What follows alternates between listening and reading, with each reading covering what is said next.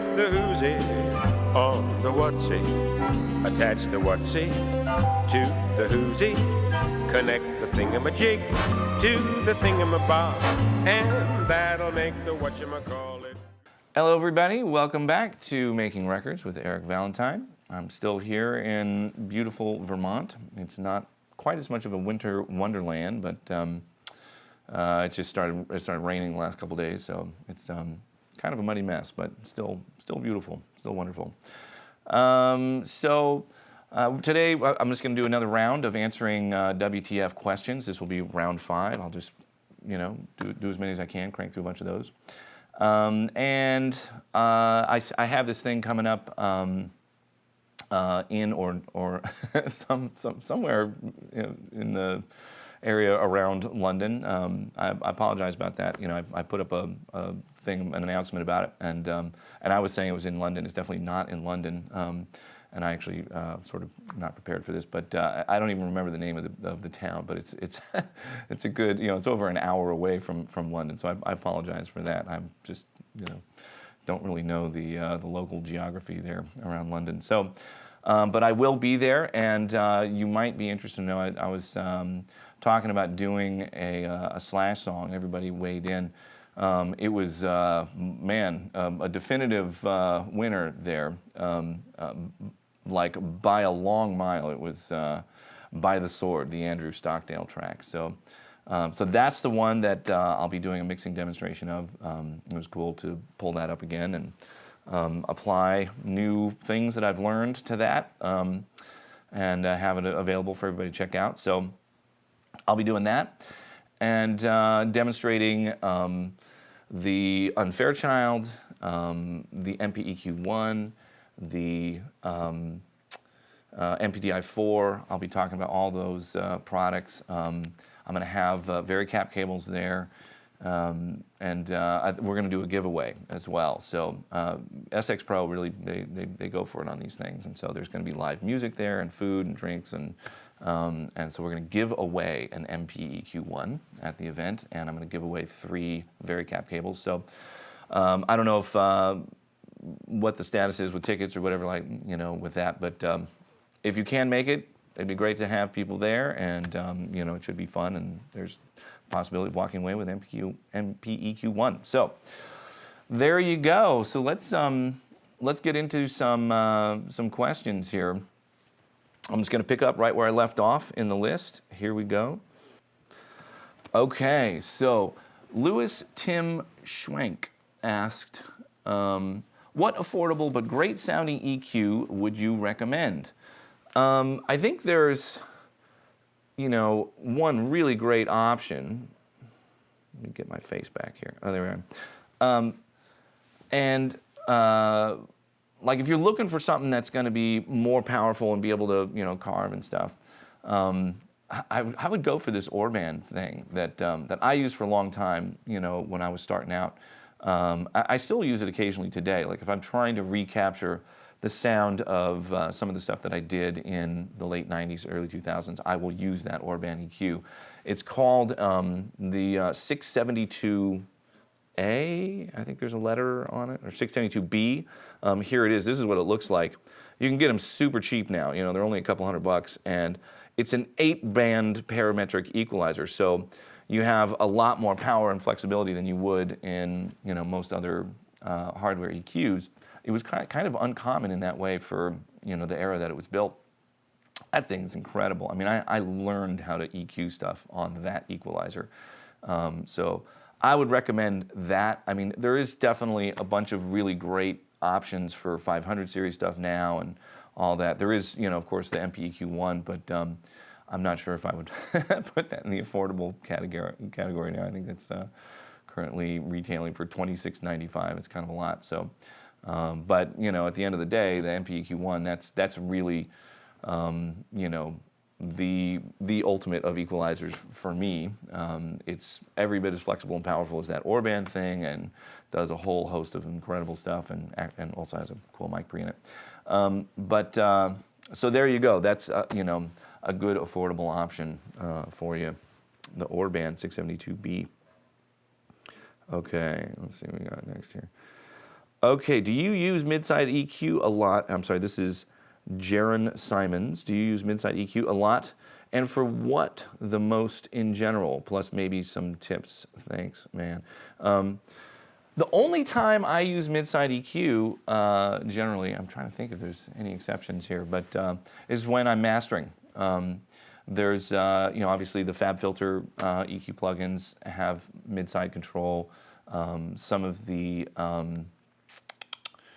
what is it? The Isotope stuff, they have some cool mid-side EQ options. And so I have done that when when I was mastering stuff, and it would most likely come up in something where I wanted more mid-range on like the kick and snare, but didn't want it on the guitars or something, or in the reverse, maybe more mid-range for the guitars and not on the drums and vocals. I think there was actually a moment like that on the recent Grace Potter record, on the title track Daylight. There was a spot where I did a mid-side EQ move on that when I was mastering. So that's really the context when I do it, and super powerful when you're trying to isolate stuff in a stereo mix. That you're EQing. It's kind of the only way you can do it. All right, here, let's get back to our questions here. Okay, so I Combs asked, how did you handle the transition from being a guy who nobody really knew to a guy who had things expected of him? Or how do you deal with expectation management in general? That's a good question. That was a really interesting transition for me because I really did go from total relative obscurity to kind of an explosion of exposure. Just the way things happened to work out. Both the first Smash Mouth record and Third Eye Blind records ended up getting released at the same time, and there was a point where Semi-Charmed Life and Walking on the Sun were actually competing for the #1 position for radio airplay at the time. It was just fortuitous. It was just a very, lucky event. I don't think anything ever happened like that for me again after that. And so it was an explosion of exposure for me. And one of the things that happened was that every producer manager on the planet started calling me. They were all like, "Who is this guy? We gotta sign him up," and blah blah blah. And so that was interesting. I took meetings with them. I'm sort of fending off a cold here. Sorry about the sniffling there. And it did change how my relationship with the artists that I worked with, because instead of it being a situation where you're on more of an even playing field, where you're both getting to know each other through this process of diving into a creative endeavor, the band is more aware of who I am going into it. And, I think the biggest difference was that bands tended to question things less. And that's good and bad, There's the possibility of me sort of just running wild with whatever it is I want to do, and the band going like, well, it worked on the Third Eye Blind record, let's just let him do his thing. And not going, well, actually, our band is really more like this or that or the other thing. And so I would get less sort of, input from the band about what they liked or didn't like or whatever. So there was that. I did feel that change. And you talked about, you mentioned managing expectations. That's a phrase that I use a lot, and it's something that I put a lot of consideration into. More, not even as much for myself, but for everybody else. And so, on an album project, there's all these steps through the process. Where you all get together and you meet each other, and then you do some demos together. And when you work on some demos, I would try and make the demos good enough so people would be excited about them, but I don't want the demos to be too good. So, you know, we get either too attached to them. You know, if it ends up just being good enough to be on the record, that's great. But often the circumstances really weren't such that, you know, the recordings were something I'd really be expecting or wanting to keep. And so, you know, so a lot of times, you know, I would actually do the rough mixes and stuff, not trying to have it to sound too finished. So there's room for me to then, when we do the real album recording, oh wow, okay, now this sounds even more like a real record. And then when I would do the rough mixes of that stuff, again, not put too much effort, you know, into having it sound super, super finished. Always leave room for me to be able to have the next step really feel like a step forward, and manage those expectations for everybody. So it's, you know, that's an important thing to do. If you build something up too much and everybody's expecting, you know, just the most incredible thing of their entire lives to happen, it can be hard to follow through. So yeah, that was a good question. Okay, so I've got Matthias Dubar. Could you tell us your go-to mics for drums, if you have some? I mean, actually, because I suppose it changed through the years. Thank you and congratulations for this excellent channel. Sure, yeah, I've talked about this a little bit, and it has evolved over the years, or sort of devolved, I guess, because I'm using way less microphones to record drums now than I did in the past. But for the like Third Eye Blind, late '90s, early 2000s era, so that's like Third Eye Blind, Smash Mouth, Good Charlotte, all of that kind of stuff. There's definitely a go-to collection of stuff. I was using C12s for overheads, mostly in sort of like an XY kind of thing, and C12As for toms. You know, this was a very extravagant setup. And I would have a 57 on the snare, or sometimes I would use a condenser mic if I wanted a little more detail in there, if somebody was either playing a little softer or something. So there's this Beyer 740. It's a condenser, you know, large diaphragm condenser mic that can really handle the level being right up on a snare drum. Sometimes I do that. I discovered these salt shaker mics, the Altec. I actually used a Northern Electric 633A. It's a dynamic microphone with a titanium diaphragm. It can take tons of level. It's super bright and aggressive sounding. Great on snare drum. Room mics would either be 87s or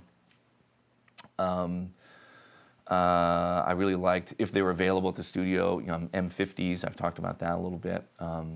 And then I'd always have like a mono overall drum kit mic. That was almost always inevitably a Coles 4038. And then I always like to have a like a kick room mic, and so a mic that's just further away from the drum set, that's sort of optimized to get as much kick drum as possible. And then I'd ultimately sort of gate it a little bit just to sort of feature the kick drum in that microphone. That was usually a U47 tube mic. I have a 47 tube that was really good for that. And then there's always the kick/snare mic, which I've mentioned before. And so that was initially always a U87. Later I used a little lapel mic, actually. This little Sony ECM 50 was the one that I used.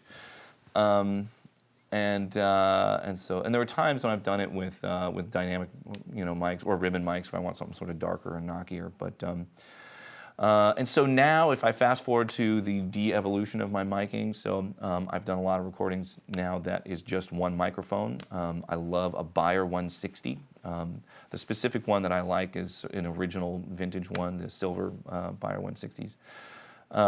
Or, you know, any of the other really great tube mics. I've used RCA 77 or an RCA 44 or Coles 4038. Any of those ribbon mics are great. I've done it. The one mic drum thing, you can kind of do anything that's a full range microphone. I did the recent Unfair Child demonstration. There's a one mic drum recording on there that is a Telefunken 251. And so, yeah, I mean, now I pretty much, I would rarely use more than 6 microphones on a drum set now. So, you know, if I was gonna, you know, just make sure I have everything covered, I would put like a kick and snare mic on, and so that's, you know, usually like a D20 or a 47 FET on the kick drum, and then either like a 57 or still like the Altec thing, or depending on the player, if they're playing softer, I can use something, you know, a little more sensitive, like a U67. It's beautiful sounding on snare. That was actually a thing that I did on the Third Eye Blind record. That was always a 57 and a U67 on the snare drum for the Third Eye Blind record. And then the overheads would either be my Beyer 160s, or the C12As, or Coles 4038s if I'm doing like the underhead style thing and I want the mics to pick up the toms as well, you know. And so yeah, real simple. And then from, you know, in a new setup, I'd also have a mono kit mic with a ribbon mic, either a 77 or a 44, and then usually either a mono or stereo room kind of thing. And that's still, I love 87s for drum room, so it would be that. I've used these Bach 507 FET mics that I was lucky enough to get. He did it as sort of an experiment, and showed them to me, and I bought them. And trying to think what else. That's a pretty good overview. You know, that collection of stuff has been pretty consistent over the years as my go-to mics on drum stuff. So let's see, we'll move on here. Okay, a simple video outlining your favorite setups for recording on drums, bass guitar, recording systems would be invaluable. Yeah, I'll try and do that at some point. You know, I'm definitely going to do a very detailed drum recording thing where I can really show everybody what's going on and the different eras. I'll probably do an episode for each era with you know, examples and stuff like that. So yeah, I'm getting there. Let's see. Okay, Florian Summer. Eric, thanks for sharing. That's interesting. Seems favorite. Okay, I would like to get some more information about your setup. I've noticed you use 2 different interfaces, an Antelope Orion and a Lynx Aurora N. What is the reason behind this, and what interface serves which purpose? Cool, yeah, good question. So when I set things up at the new Topanga Dice location, I ended up going with the Orion. I think initially I was going to do a Lynx, but the one thing that the Lynx did not have was a SPDIF digital I/O connection on it, and that's important because I needed to be able to tie in my Lynx, my Lavery gold mastering converters, and so the Orion had that, and the Orion is just insanely like, you know, it's an unbelievable value, like what you get for what I paid. I ended up doing like an open box thing through Sweetwater and got it for, I don't know, $2,600, and it's 32 channels of I/O, and you know, and it works great. I've had great success with it. You know, a lot of the stuff on Grace's most recent record was captured through that thing. Anything that was kept from the Topanga Dice recordings was probably recorded through that thing. And so it's been awesome. I've used it a bunch. I ended up getting the Orion Studio version. And I did a recent live recording with that, and it worked great for that too.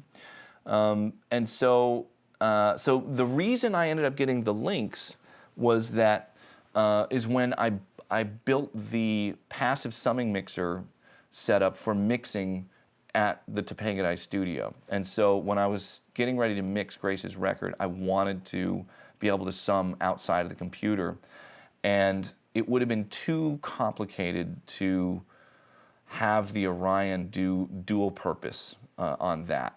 Just the way I wanted to have everything be kind of just normal itself in the patch bay, so I'd never really have to do a bunch of patching in order to start a mix. You know, so if I was mixing in the box more, then everything sort of stays more in the Orion world. So the Orion is set up to do inputs that I need when I'm actually recording. So I have like 8 inputs that I set aside for that. That the outputs of my mic preamps normal into that, and so it's, you know, a 4-channel MPDI4, and then some tube preamps that I have. And then the rest of the channels are for hardware inserts. And so all of my outboard gear gets tied in through the Orion. So the Unfairchild and my 1176 and outboard EQs and, you know, the MPEQ1s that I have, and all that stuff gets tied in through the Orion. So I wanted to leave that untouched and then have the new passive summing mixer setup be its own separate thing. And so I needed more I/O in order to pull that off, mostly outputs. And so that's what the Lynx Aurora was for. And so I added that, and so the 16 outputs of that go to this summation thing where you can control levels, and so I can insert compression and stuff, and then be able to automate levels after outboard processing. And then it goes to the inputs of the passive summing mixer, and it breaks up into a bunch of different subgroups. You know, there's like stereo drum stuff, there's mono drum stuff, there's stereo guitars and keys and sort of a miscellaneous thing, and then there's mono lead vocals and then stereo background vocals that show up on the summing mixer. So things can be sort of processed individually outside of the computer, and then summed, you know, passively with the passive summing mixer, and then come back in through the the Lavery Gold converter. It all comes back in through that. So there you go. That's what I ended up using them for. They're both great converters.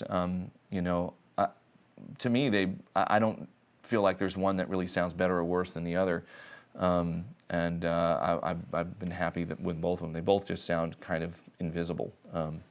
Yeah, I don't know. I've talked about this before. I just don't think converters are a huge factor for sound. So there you go. Okay, will you delve into the Louder Now sessions? This is Stealing Roses asked this. Yes, I will. Okay.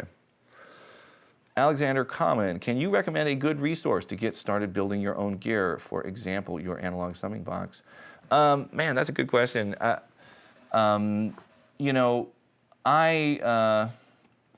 really the only reason that I was able to start getting into that stuff is because I made friends with somebody that already knows how to do all of it, and so whenever I got stuck, I could just ask him. I could just call him and go like, so how do I do this? How do I calculate, you know, the level drop with the summing resistors and all this stuff? And so he would always be able to help me out. I think that's probably the best thing to do, you know, barring going to some sort of electrical engineering school, which a lot of times there may be some that are geared specifically towards audio, but you know, you'd be learning a whole lot of stuff.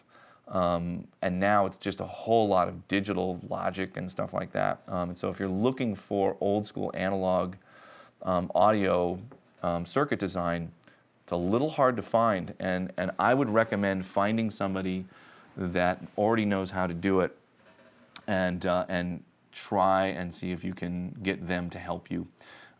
I think that's the fastest way to actually get to a place where you're building something straight away. And you know, and not going through a whole course that may be teaching you a bunch of stuff that, you know, doesn't really matter. And designing analog circuits is a real art form. There's, you know, probably 100 trillion different ways to do each particular thing.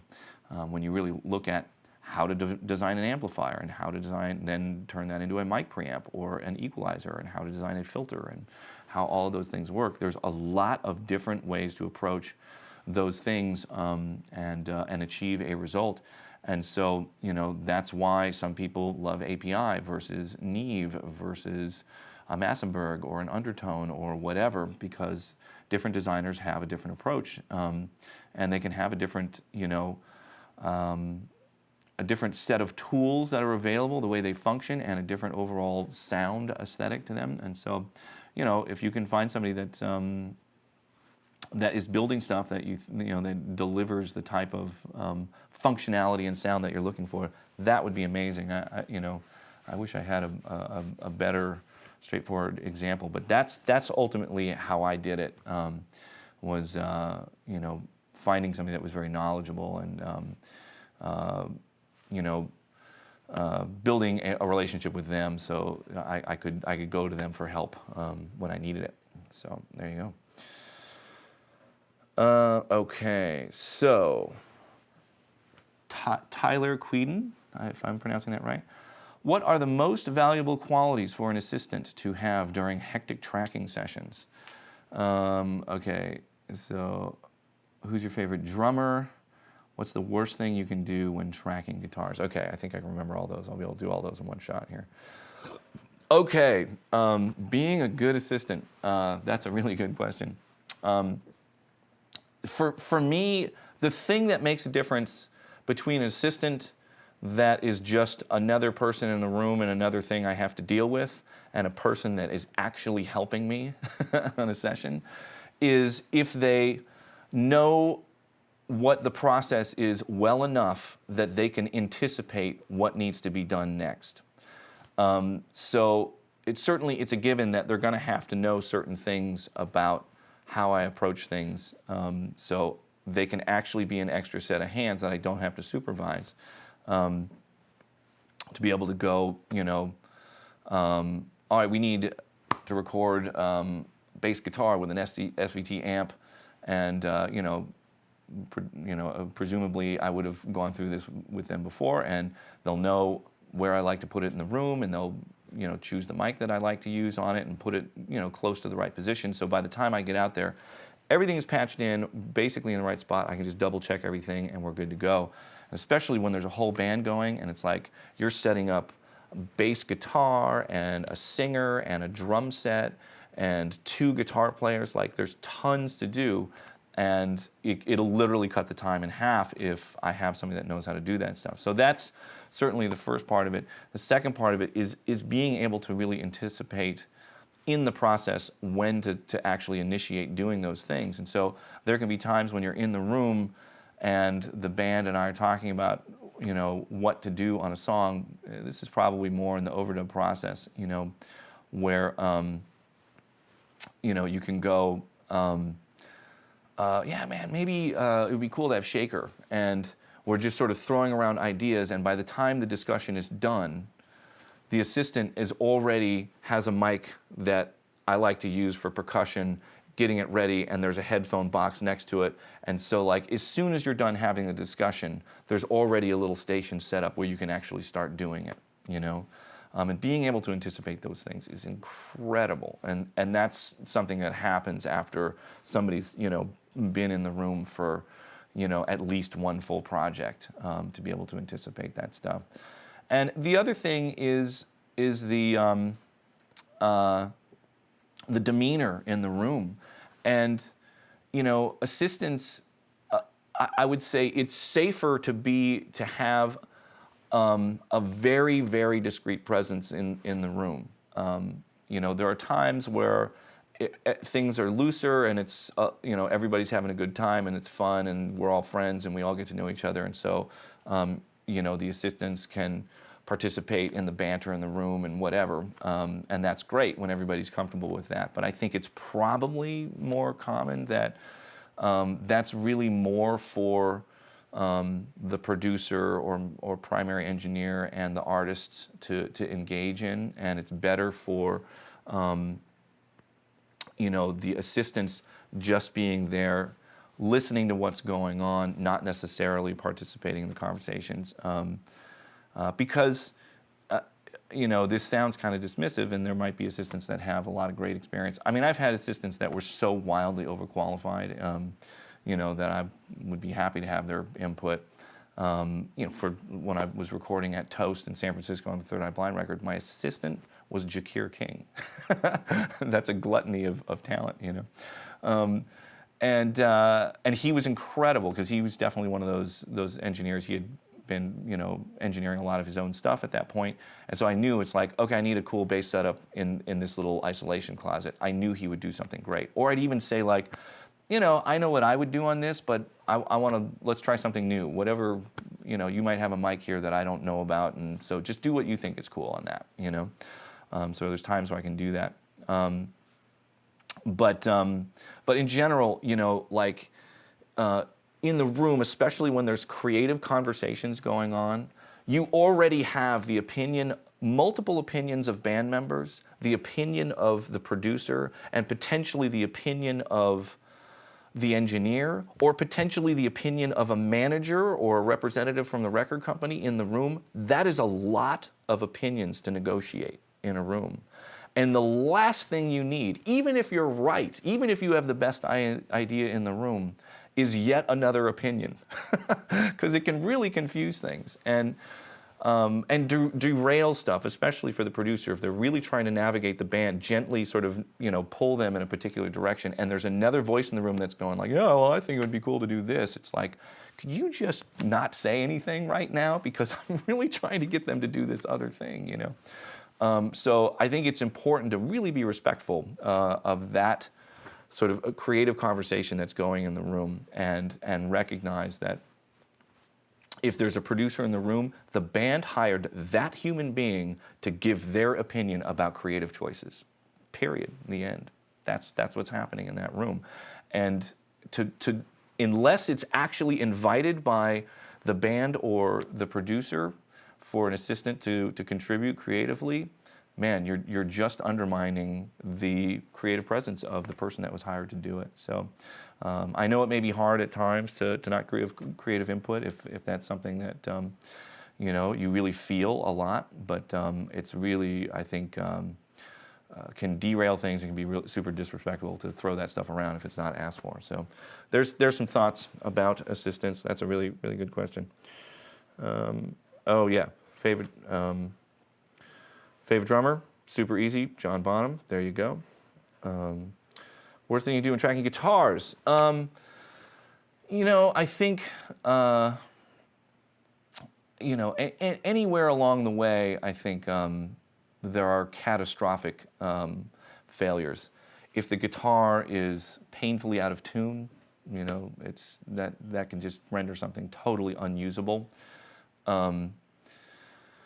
I think, I often record stuff with a safety net DI, so if I want to reamp something later, I can definitely do that. So for me now, the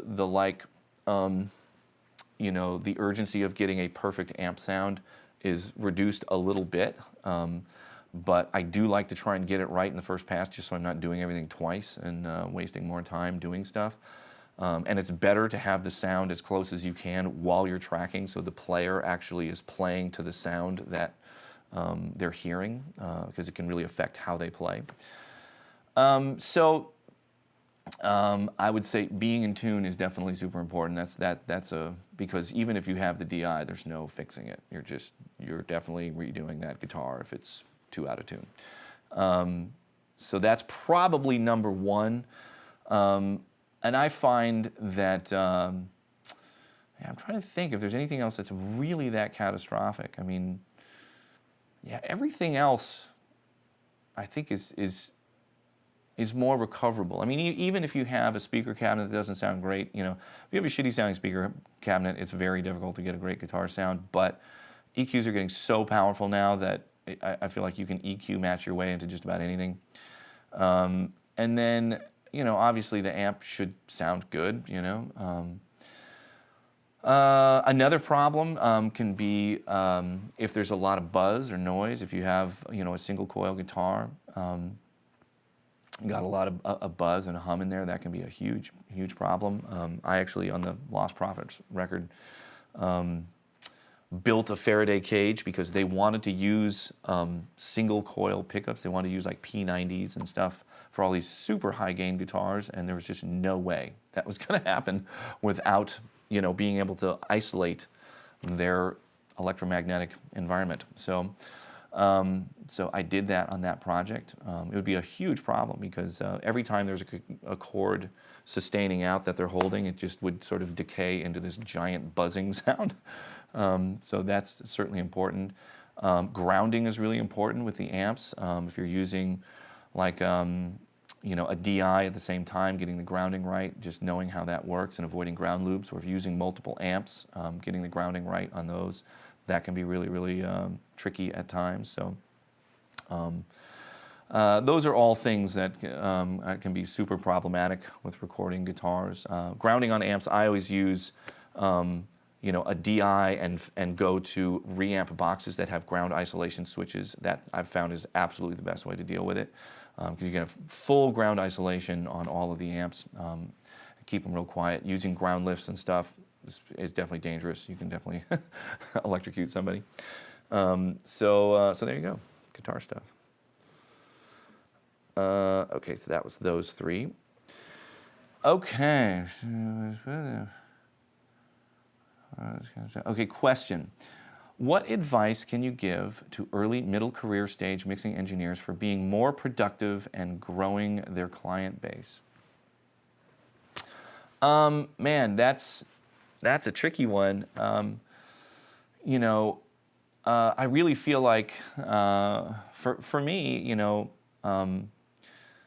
I definitely there's a certain amount of luck in there with just connecting with the right artist at the right time. I just actually heard a story just yesterday about a really, really wonderful guy, this guy named John Greenham, who's a mastering engineer. He's been mastering for probably 2 decades, 20 years, something like that. He's just a lovely guy. He was, in Northern California. He made the transition to Southern California. He at one time asked me this exact same question because he was really, sort of stuck in this, I don't know the right way to characterize this, but, he just wasn't at the same level as like Bob Ludwig or Bernie Grundman or whatever, any of those super guys.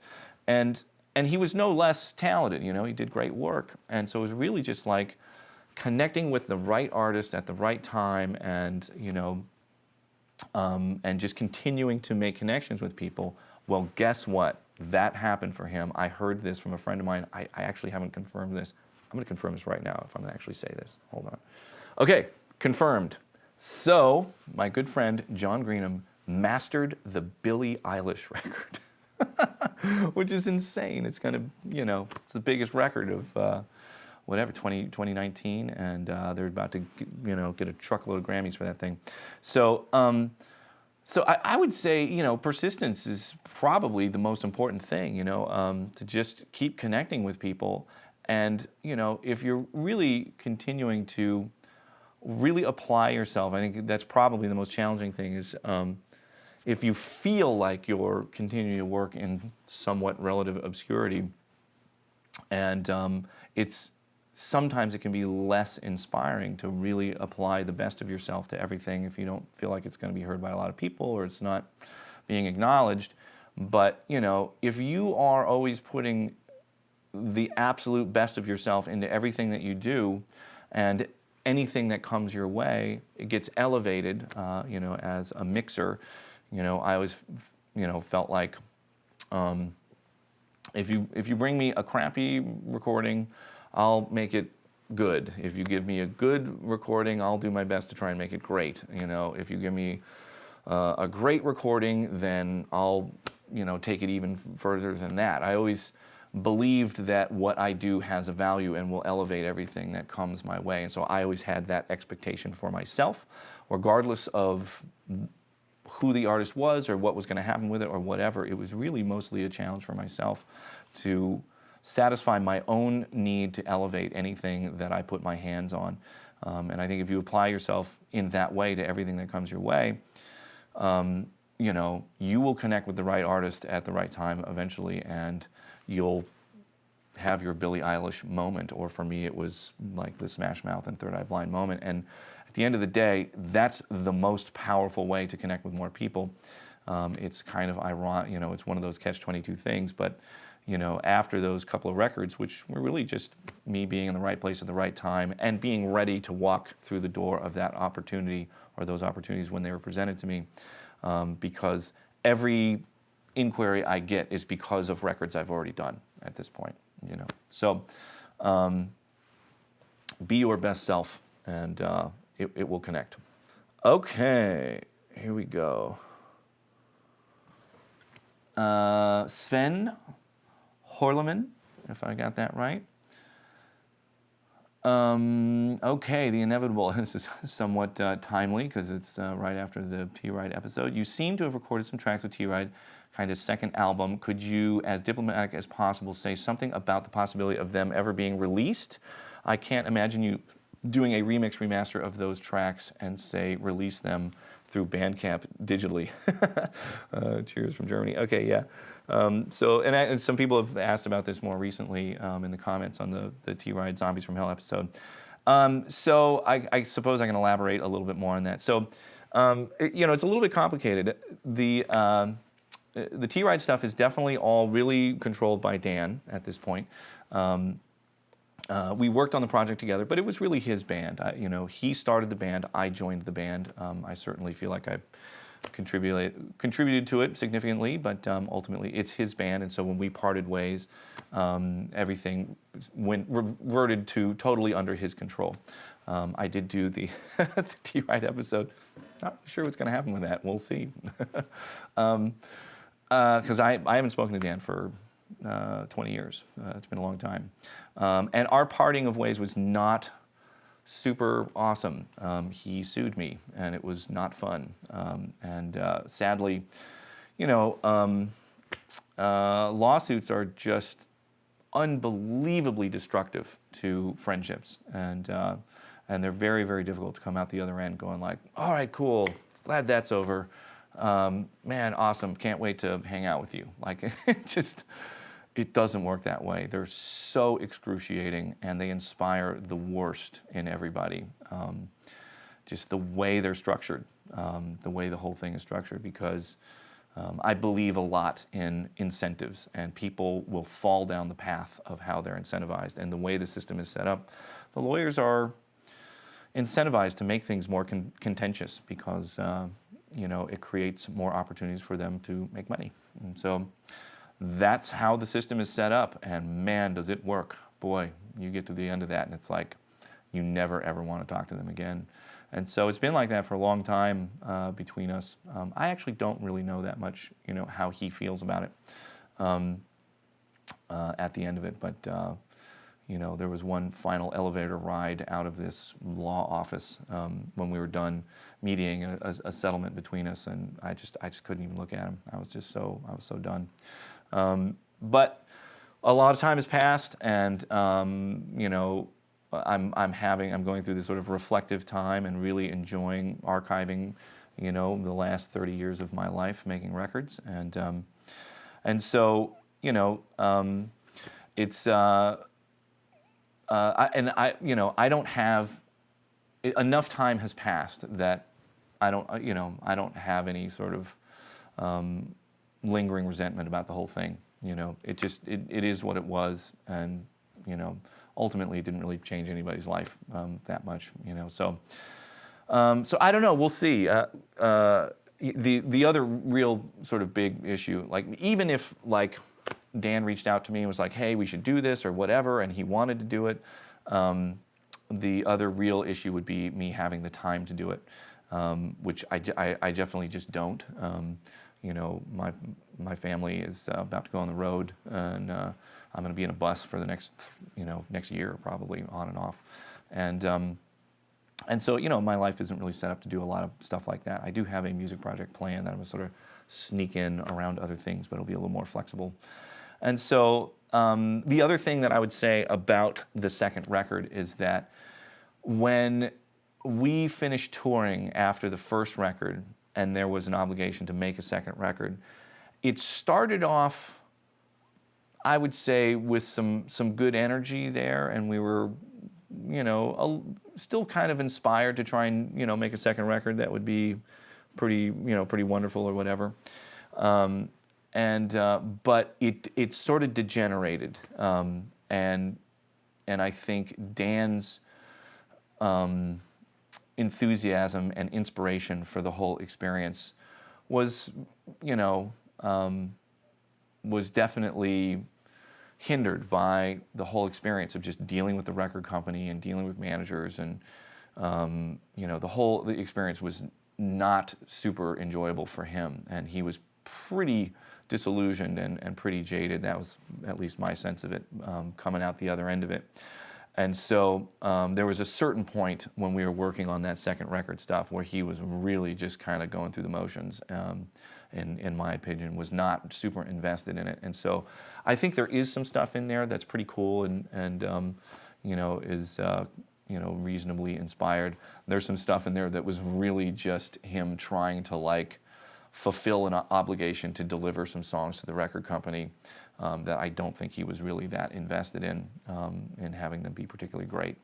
And so I don't know that the second record would ever be anything like the first record, which was like the ultimate, you know, passion, just like endless let's just try and make the most incredible thing in the universe that we possibly can project. I don't know that that would ever be recreated. So there you go. Those are my thoughts about it. You know, at this point, you know, anything's possible for me. I don't really have any, you know, whatever. I would actually, it would be really fun to have Dan come on and do an episode on here. And so, if he was interested in doing that, I'd certainly be open to it. But finishing and releasing that second record, that is a can of worms for sure. So there you go. Okay. When do you decide, okay, this is Henry Lynetta. When do you decide to use heavy compression on the drum bus, for instance, in the Greg Holden drum mixing video versus the Queens of the Stone Age drums? My first guess would be whether there is tape involved versus a dry digital drum sound like on Greg Holden track. Would love to hear your thoughts. Okay, yeah, I think for me, it's, you know, it has a lot to do with how the drums are played. I was definitely in late 90s, early 2000s, was really into doing a lot of compression, and it's really more recent that I've backed off on it a lot, and even had stuff where I'm not compressing the drums at all with their own mix bus.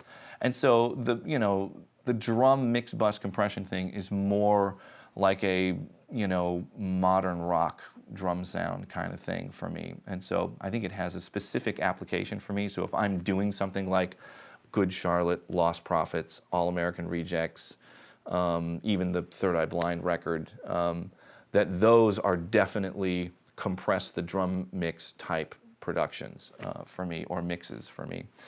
And the newer stuff that I'm doing, like Grace's most recent record, you know, the Queen's record, the final, I mean, I was kind of going by what I was hearing off of the final mix of the record, which I didn't mix. There was not a huge amount of compression on that, and so I was just sort of following that approach, and I think it suited it as well, you know. And like Dave Grohl plays so inhumanly consistently that there isn't really that much of a need to even him out with really, really aggressive compression. So even the loudest hits and the quietest hits all end up at the same level. He kind of does that for you, and so the way he plays the drums, I don't think it needs that much compression. So, it depends on a lot of things, you know, the type of music, how the drums were played, how they were recorded. You mentioned the thing digital versus analog. I find that it's actually analog recordings that will take compression better than digital recordings. Digital recordings preserve so much more of the transient in the original recording that when I start to compress them harder, it gets over-accentuated. And whereas with an analog recording, I have more room to stomp on stuff with a compressor because I've lost some of those transients when it went to tape. They got smoothed out a little bit, and so I can bring them back with compressors, and it ends up sounding more natural to me. So there you go. There's some thoughts on that. Okay. Jose Alberto is asking, which was the first mix that you were happy with the results without second guessing yourself? And how much time did it take for you to get there? You know, I guess, yeah, things started to really come together with me for mixing. I would say, in the early '90s. I mean, there was, of course, I'd mixed the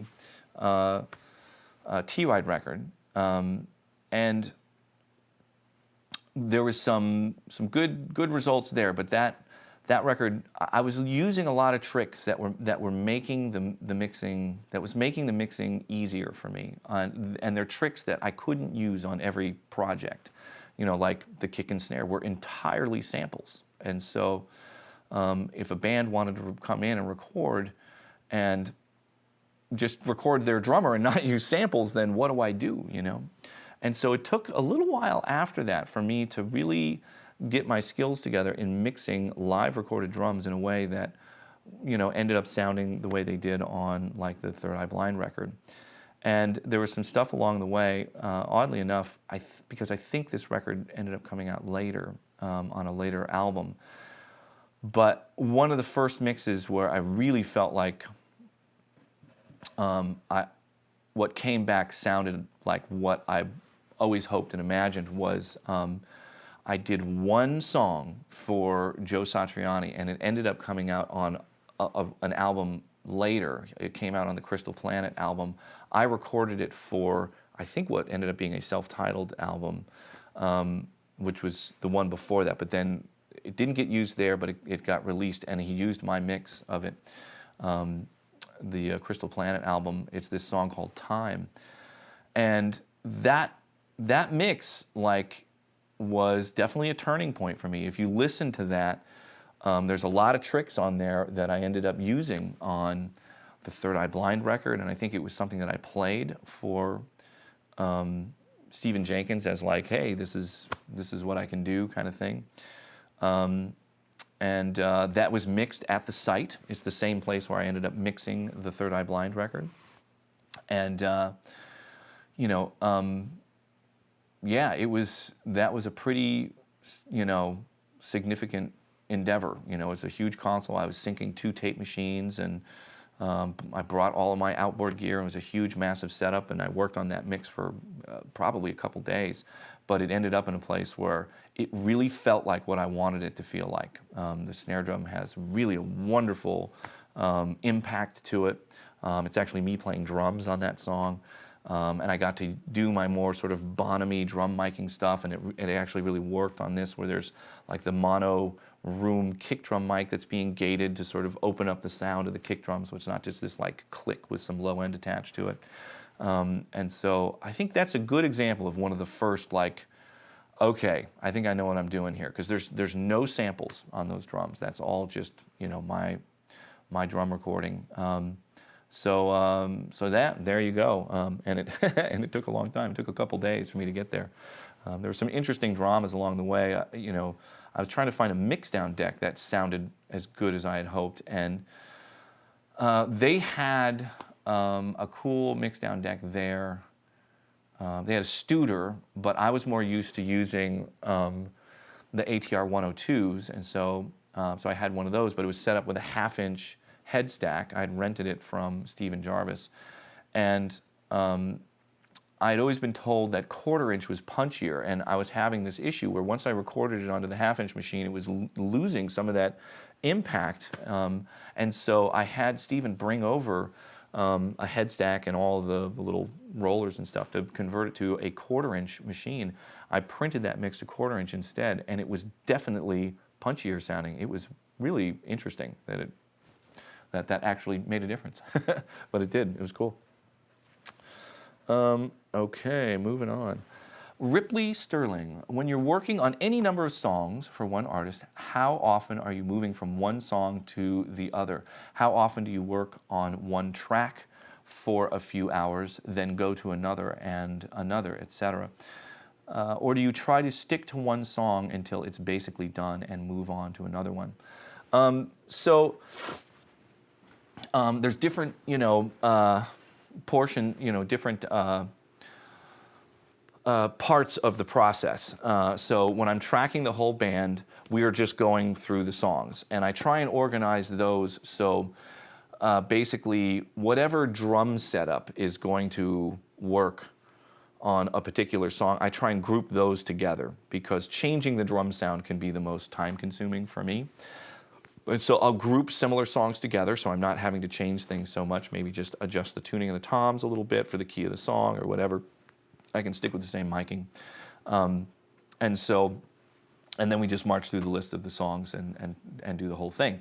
So then it's really once you get into the overdub part of it where you have to choose how you're going to jump from one thing to the other because it's a little less of an issue now, but because you can just load the session and everything comes up exactly where you left it. But when I was working on consoles, there would be a little bit of a setup. I'd have to like pull everything up on faders from the tape machine and get a quick little rough mix going, and so we can start working on a song. And so there's two considerations for me with that. And typically what I like to do is have a particular setup. So let's say it's a band where you're overdubbing stuff more. So we do basic tracking on everything where you're mostly just getting the drums, maybe the bass. And so now it's time to overdub. And so it's time to overdub all the guitar stuff. And so I like doing all the guitar stuff, again, just for the efficiency of the setup. And so maybe if there's two guitar players, like on Good Charlotte, Benji had a particular guitar setup that he used, and Billy had a particular guitar setup that he used. Benji was using these Soldano amps, and Billy was using a dual rectifier. What is that? Oh my God, I can't believe I'm forgetting the name of this. Mesa Boogie, dual rectifier. And so that was easy enough to have those two setups stay set up. And so those two guys could hang out. We'd pull up a song, and we just play through it. Sometimes it really sort of depends on the patience of the people that you're working with. Like sometimes people don't really want to just wait around in the studio. They just want to bang their stuff out, and they don't want to be waiting for somebody else. And so that's probably the primary consideration, is really organizing things so the person that's playing stays the most energized and inspired. And so, if somebody's getting fatigued and they're getting tired of playing, I can swap out to somebody else. But some people, like I said, they don't want to wait around for somebody else to play. Once they're there in the studio, they just want to be playing and do their thing. And so I really sort of organize things in that way. So if that's the case, if I have a guitar player in there, we'll just jump from song to song to song to song and play all of their stuff. And then here's the thing, on a whole album project, I always save the end of the day, the last 2 to 3 hours for vocals every single day. So, we'll start maybe around 11 or noon, and then I'll record with, instruments up until about maybe 4 or 5 o'clock, and then we'll take maybe a dinner break or something, and after that, vocals. Everybody else can leave or whatever. And I do vocals, because the biggest mistake to make is to record all the instruments and have nothing but vocals to do at the end of the project. There is no singer on this planet that can sing for 10 hours a day. It just doesn't work. And so it's probably the smartest, workflow trick that I came up with over the years, was always setting aside time at the end of each day. And also, singers' voices tend to be more warmed up towards the end of the day because they've been talking and stuff.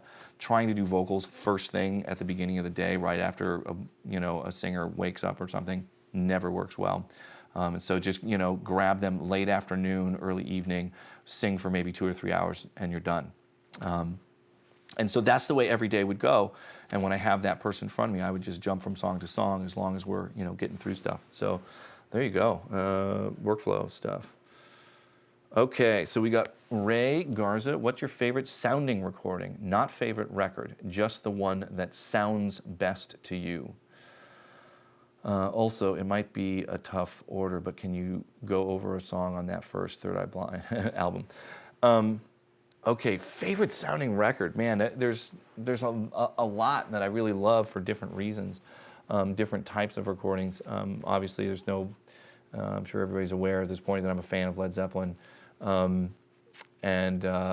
love the sound of the Zeppelin 4. That's really where things got super magical, in my opinion. I think, yeah. I mean, when the levee breaks, that's one of my favorite musical creations of all time. I love the way that thing sounds. It's just otherworldly and incredible, but still sounds like a rock band. I'm trying to think if there's anything else. I mean, trying to narrow it down to just one thing is really, really difficult. I love so much music from so many different eras. I love Esquivel recordings. His version, his arrangement of the song Boulevard of Broken Dreams is totally incredible. I love Nelson Riddle's arrangements and those recordings of, I would say Nat King Cole's version of Stardust, which was arranged by Nelson Riddle. That recording is totally unbelievable. I just don't know how they do it, His voice is huge sounding, and the orchestra is so expansive, and this amazing low end and dimension to everything. Sorry about that. Ran out of disk space, so I had to start things up again. I was just spazzing out about my love of Nelson Riddle's arrangement of Stardust for Nat King Cole. That's amazing. I mean, for newer stuff, and I'm sorry I can't just give you one thing. I just don't know how to do that. But like other things that were just hugely influential and just, a big part of my journey, there was, Mutt Lange stuff. I would say like the album Back in Black, man, just sounds incredible. It's amazing. That drum sound, everything about that is so beyond perfect. It's so incredible. I love that. I love Mutt Lange's Def Leppard stuff. The Hysteria album, I don't know how he did it. Like the big tom drum beat thing on the song Rocket, that's basically what I was sort of ripping off on the T-Ride song Luxury Cruiser. And then even more modern stuff. There's a T-Bone Burnett solo record. Okay, I gotta make sure I get the title of this right so everybody will know what to look for. It's just too good. It's the album called True False Identity. That is an incredible sounding record. Amazing. It's all like acoustic instruments, amazing use of the room, and it is just massive and beautiful sounding. There's Peter Gabriel stuff that was massively influential to me that I think sounds just impossibly great. The So album is amazing. The album that he made, it was a soundtrack to the movie, the Christ movie. I forget the title of the movie, but something Christ something, and the album is called The Passion, and that is an amazing sounding record. Also, just unbelievable otherworldly sounds blended with real acoustic instruments, and it's just powerful and emotional and otherworldly and just incredible. I don't know. There's just too much stuff, that sounds super amazing. More modern stuff. I love the sound of the Black Keys Brothers record. That song, that album.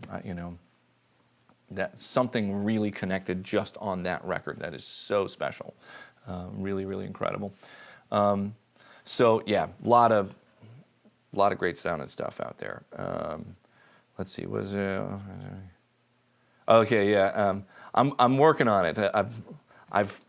I've done the first part of making this Third Eye Blind thing happen, which is that I mixed a Third Eye Blind song specifically for the purpose of getting access to those original masters, because there's only one guy that's got them. So yeah, if you weren't aware of that, I mixed the title song Screamer on the new Third Eye Blind record. You can check that out if you're interested. So yeah, I'm working on it. We're just trying to get schedules to work, and I'm gonna get Steven in, and we're gonna go through a song. We'll probably do something similar to like what I just did with the Slash song.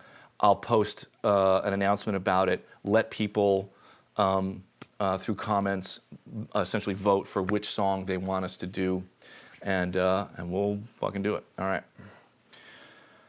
Okay. Okay, more Third Eye Blind. Some of your comments. Do you have any specific stories that stand out to you from working on that record? Any of the tones, layers, mixing? Let me see if there's anything that I haven't talked about on that record. I've gone over quite a bit of it.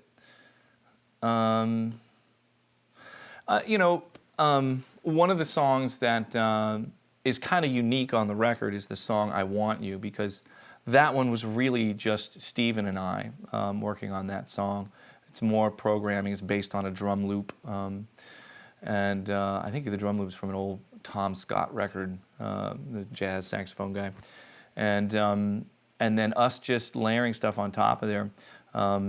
That's a good example of me aggressively using the Orban 672B equalizer. It's all over that song, me just forcing guitar stuff to work. I know there's like a guitar in there that I really just shaped with the 672B equalizer that is featured in the song. And I'm trying to think what else is in that one. There's talk box in that song. Always kind of a tricky sound to navigate. It's hard to get that to blend, and so I had to fuss with that a bunch. But it's just a cool, atmospheric song. Another thing I probably didn't mention was that the song Narcolepsy, I had 2 sets of overheads on the drums. One for the beginning of the song and one for when the band really kicks in. And so in the beginning of the song, when it's more atmospheric and gentle, I'm using a pair of Cole's 4038s as the overheads and tried to really just have the sound be mostly that. And then when the song kicks in, it's the C12s that I used for most of the rest of the record. But I wanted something that was like a little darker and warmer and more atmospheric for the beginning of the song. So I actually had 2 sets of overheads up on the drums for that song. And then I think I've mentioned this before, but the only song on that record that was mixed at Hunk of Shit Studios, that was the name of my studio at the time. It was actually called Hunk of Shit. On the credits, you'll see HOS Studios. Is the song Burning Man. And that song, I was on the mix. I was generally pretty happy with the way it was impacting. It was feeling good and punchy and all that stuff. But I was struggling finding the right sounding compressor for the whole mix. And back then, I really wasn't separating the vocals from the music. That's a more recent development for me. And so on that song, there's kind of a big dynamic shift in there. There's like the verse sections where it's mostly much quieter, except for the big sort of hit moments. And then in the chorus, it transitions. A whole band comes in. They're blasting away. And so what ended up happening was I had 2 compressors that I was using at the time. I had a Summit Audio DCL 200. I think I'm remembering that right. And then I have this crazy Empirical Labs La compressor, which is essentially a stereo LA2A. And ultimately, I liked the sound of the La better on the whole mix, just the way it impacted when everybody came in. Or for the heavy parts, just felt more musical to me. The problem is that the ratio was a little too extreme.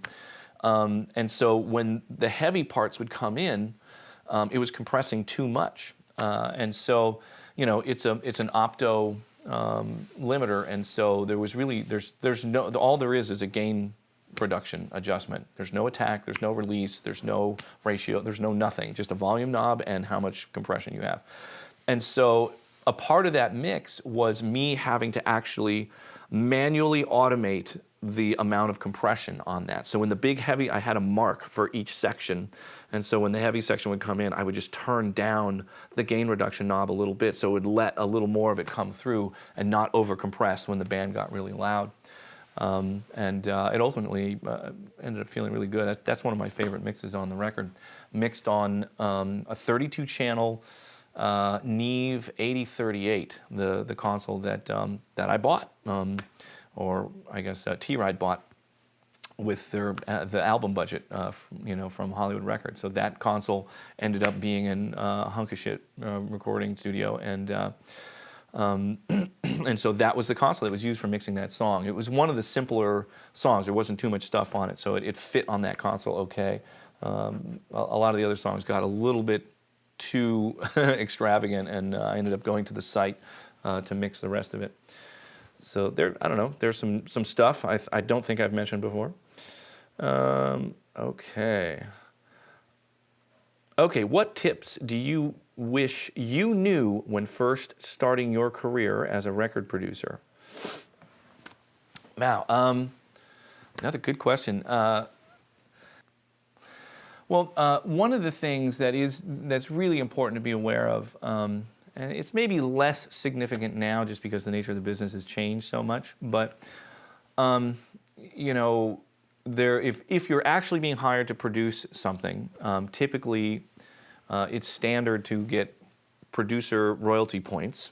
And when I was making that transition, and I did the first couple of projects, I didn't really understand how complicated it really was in order to actually really establish that I was entitled to these royalty points. And so it requires, a mutually agreed and signed contract between you and the artist, which also inevitably is, if the band is signed to a label, it's really a contract with the label as well. And so that has to exist, and then that contract, the terms of that contract, forces the creation of this thing called a letter of direction, which goes to the accounting department at the label and puts you in their system. They have some sort of system for deriving all of how the money gets divvied out when records actually get sold. And, it's changed a bit now because people don't really buy records anymore. There's not much royalties to be had anymore. But that was something I just didn't understand, and it's something that when I'm talking to a lot of people that are right on that cusp, and they're actually being asked, for the first time to be, hired as a producer to produce something, and there's a record company involved, and people will go, yeah, sure, yeah, we'll give you 3 producer points, and then not have a contract, But you really have to have a written contract for those points to actually mean anything, and you can find yourself in a position where you agreed that you would be paid these points, but there was never a contractual agreement that defines it. There was never a letter of direction that put you in the accounting system at the record company, and the record is getting sold and just nothing's happening. You never receive any checks, So, so that's definitely important to know. I think the other thing that I think is really important to know is that this has been sort of confirmed for me over and over the years that and I think I've touched on this before, but it's worth mentioning again that really the greatest determining factor whether you will work with a band again or not isn't how good it sounds, believe it or not. There are certainly some exceptions, but I think it's determined more by your rapport with the band. Like if you really get along great with the musicians and have a great rapport with them, they have a great time working with you and enjoy the experience as well as have something that sounds good. Typically they'll go together. But sometimes, a band will go through the process of making a record with a producer, and it turns out great, but the experience sucked, and they just won't go back to that same person. Even if they got great results, they won't go back. So that rapport and making sure that the band has a positive experience when you're in the room with them, I think is more important than anything else if you want to work with that band again. And early on, my head was in the sand a little bit about that, and I was so focused on sonics and engineering and whatever other production issues, getting good performances and the song arrangements and things like that, and like wasn't really giving enough attention to making sure that I was really building a great relationship with the band along the way. And so I think there was probably some opportunities that I missed when I didn't really pull off being friends with the band. So there's a couple things for you. Here we go. Okay. M. Home. If you could work at NASA in any role, in any era, what would you choose and why? What got you into space exploration? Okay, quick thank you. Okay, great. So I guess I'll start with the last part of that, of what got me into space and space exploration. My father was an aerospace engineer, and so it was just around as I was growing up, and he was hugely passionate about it. He loved what he did so much. He passed away, sadly, a bit early. He was only 67 years old, but he was past the usual retirement age, and he had zero intention of retiring. He loved it way, way too much, and so he was involved in a bunch of amazing stuff. Like earlier the Mars Mariner probe projects. The NASA Space Shuttle project, he was involved with that when it was being developed. Then later on got into commercial satellite stuff, worked for a company called Loral as part of Ford Aerospace. And helped design and build satellites for Sirius radio and cell phone companies and all kinds of stuff. And he would take me to the places where he worked. There was a period of time in the middle there where I was in that sort of irreverent asshole teenager phase, and I thought my dad was a total dork. And then when I got in my early 20s, and pulled my head out of my ass, I realized, oh, hold on a second, what my dad is insanely cool. And there was a point where he was he was project manager on a couple things, and I remember talking to him, being Mr. Big Swifty, like, oh, I'm working on an album budget and it's $200,000. And he was like, the satellite project is $200 million. That was the stuff. Those were the projects he was managing.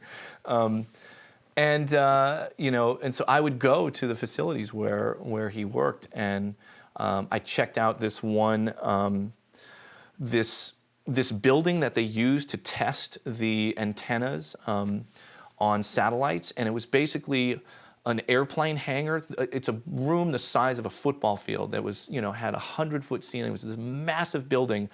Every single surface in this room was anechoic, where they had those huge, like foam, pyramid-shaped acoustic rams, is what they call them.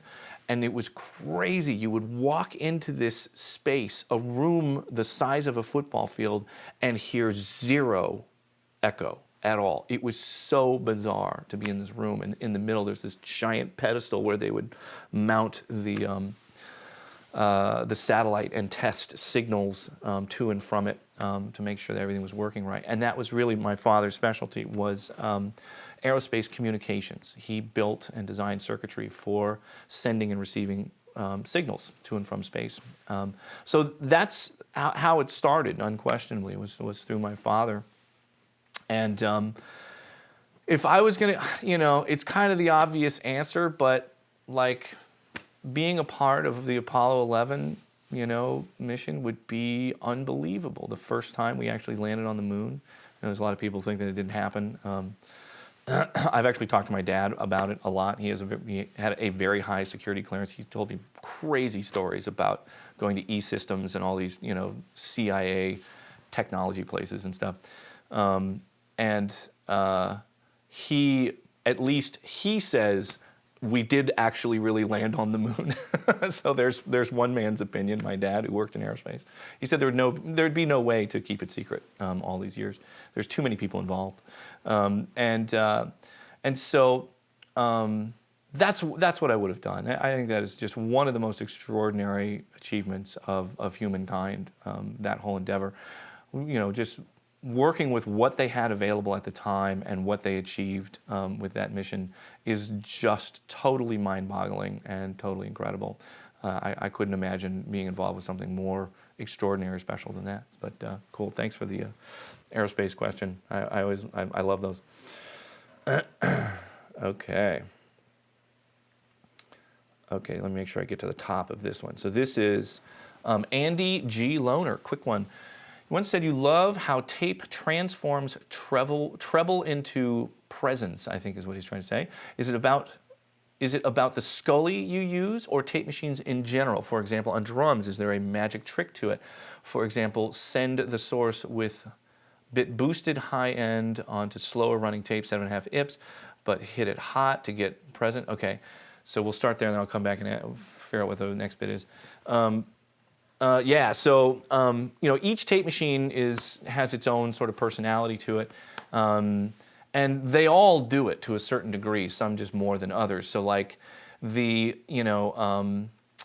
Studer 800, the later Studer tape machines, those machines were pretty clean, and there's a certain point where they actually stopped really sounding very analogish.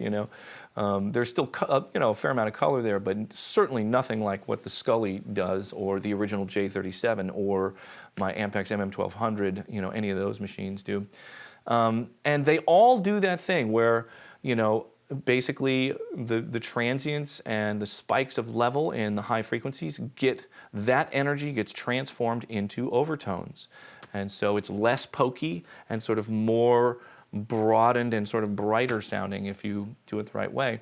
And you sort of answer the question yourself. You can play with how much you boost the high end going to the tape machine versus afterwards. And in general, my approach was always, if there's any question, I'm going to make sure what I'm putting on tape is as bright as I would ever want it. Because boosting high end after the tape machine, you're just turning up a mountain of hiss. And so I always made things really quite bright going to the tape machine, and that would actually exaggerate that effect of softening those high frequency transients into more of just a overall presence, as you put it.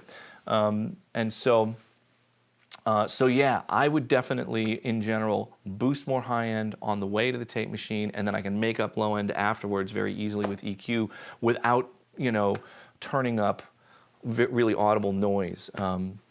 So that's generally how I approached it. And the Scully, the way that thing, its sort of sonic character is aggressive. There's just tons of distortion in the high end. Similar with the J37. The J37 I've been using at 7.5 IPS a lot. I think I talk about that in the where I'm comparing the plug-in to the real thing episode on analog tape. And 7.5 IPS is incredible. It definitely starts to lop things off pretty low, like around 12K or so. And so my thing has been, like, for drums and guitars, it just makes things sound really focused and aggressive in a cool way. But for vocals, it was kind of better to have a little more extended high end and have the vocals be a little more open. So a lot of times I would put it 15 IPS for processing vocals with the J37. So there you go. There's some thoughts about it. I think I have time maybe for one more here, and then I got to go pick up my son from daycare. Okay, in case you run drum tracks raw onto tape before processing, and then the summed processed drums onto a stereo machine again, when do you usually run them hotter? The raw tracks versus raw tracks first, or then when they are summed, or a bit of both? Okay, that's a good question. And so really what you're asking is, how much do you want to emphasize intermodulation distortion? So when there's more different frequencies going on at the same time, how much do you want that type of distortion, and how much do you want to have individualized distortion? And there's some really good examples of this. When I was doing the T-Ride episode, I would do passes of guitar where I would play the chords going through one amp with one output from a guitar, and it sounds like what you'd all expect. You know, it sounds like rock guitar with a really distorted amp. But I would also do a pass where I'd play that same part where I'd play one note at a time. And in theory, you wouldn't think that it would be that different. It's the same notes going through the same amp. They're just played individually instead of all at the same time. Well, they sound completely different, wildly different. And the difference is very apparent with that as an example. The individual notes are so much clearer when you are distorting them individually instead of distorting all of the notes together. Intermodulation distortion is a very specific thing, and it creates a whole other host of overtones. You can get weird undertones. You know, when you have two notes playing close to each other, it creates a lower frequency of them, oscillating against each other. And so, so there's all kinds of really interesting things that can happen there. To answer your question, I tend to lean towards distorting things more individually, and that you lose so much clarity and definition and separation in things when you distort an entire mix of something. You are going to lose that separation between things. The intermodulation will inherently do that. The intermodulation distortion will inherently do that. And so, so to answer your question, yes, I tend to distort more individually and considerably less on the overall mix. And so you get that gritty crunchiness on individual things, but they're still kind of separated from each other, and you get that definition. And then you can do a little bit on the overall mix.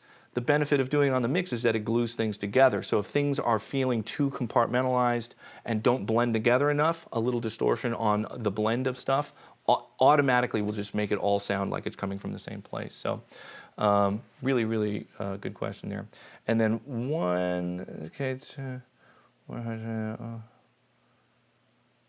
okay, cool, yeah, and yeah, thanks for the kind words there.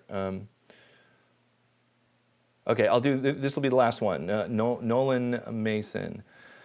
Do you ever offer mixing or producing an EP for an unsigned band? I have done that. I've discovered, just stumbled across bands that I just loved their music, and so I just wanted to do it just because it's fun and awesome. The band Persephone's Bees was like that, so I got together with them and recorded stuff with them. Just, it was at a time when I had plenty of other work going on and was doing very well and could kind of do whatever I want, so I just took time and brought them in and recorded them. They didn't pay me a thing, and I just did it.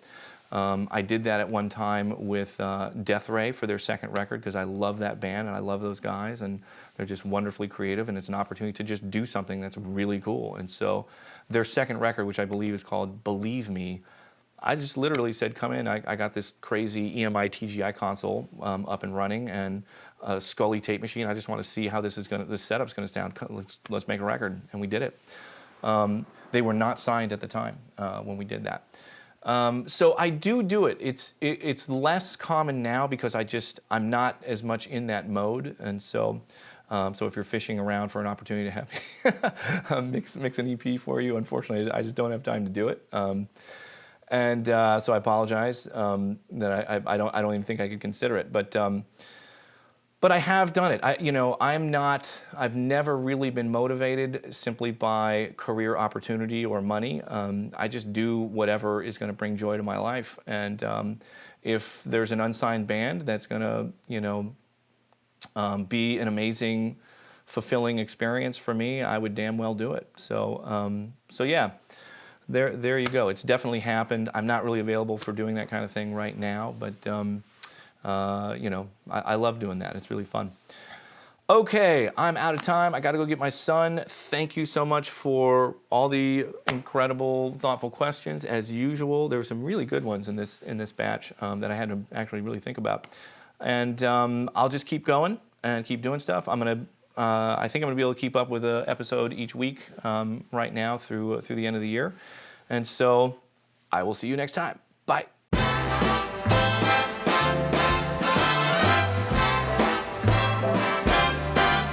You put the who's in on the whatsy. Attach the whatsy to the whoosy. Connect the thingamajig to the thingamabob, and that'll make the whatchamacallit go. You hook the gidget to the gadget. Adjust the gadget to the gidget. Unhook the dingley-dang from the diddly-doo.